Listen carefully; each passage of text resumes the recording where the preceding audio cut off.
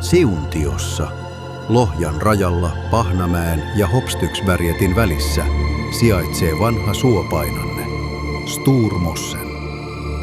Vanhojen kuva-aineistojen perusteella alue oli ojitettu jo ennen vuotta 1930, mutta siellä oli vielä 90-luvulla vahva petolintukanta.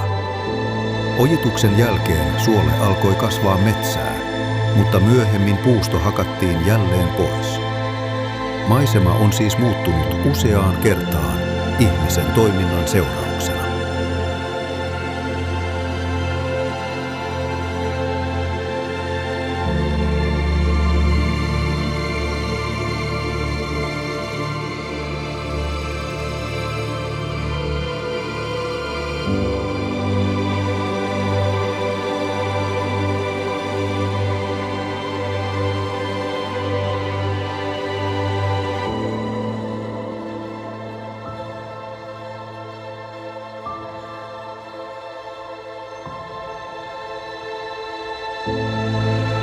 Maisemat ovat edelleen jylhät, ja kallioiden jyrkiltä rinteiltä löytyy yhä vanhoja, suuria puita vartioimassa laaksoa.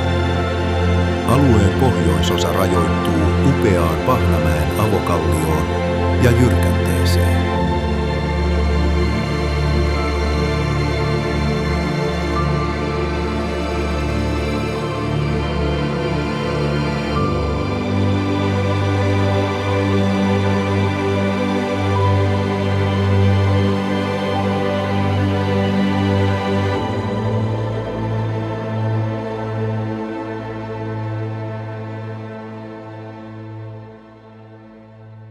Nykyään suopainanteessa kasvaa lähinnä varpushaukalle sopivaa, hyvin nuorta sekametsää.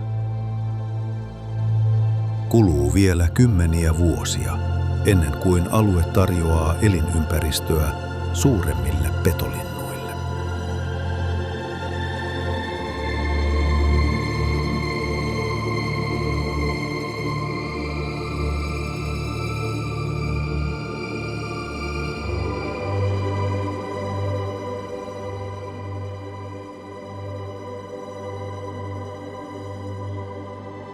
Lähellä Stormossen ja Hopstyksbergetin eteläpuolella sijaitsee Lehtojen suojelualue. Matkan varrella on vanha kelottunut mänty, jossa on aikanaan pesinyt iirihaukka ja myöhemmin palokärki. Perillä Lehtojen suojelualueella nähdään vuolaana virtaavan Lempansinjoen alku.